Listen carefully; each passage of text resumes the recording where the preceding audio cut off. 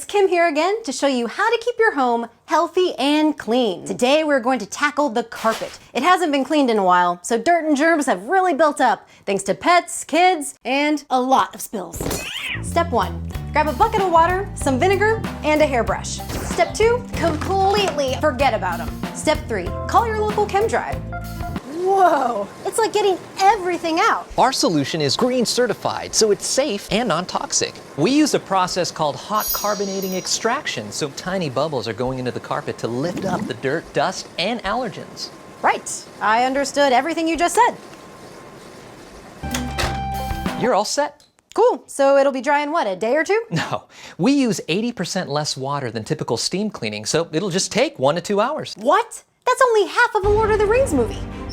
You can get your carpets fresh and looking like new again too, with just a little help from Chem Dry. Check out the link below for more, and I'll see you next time.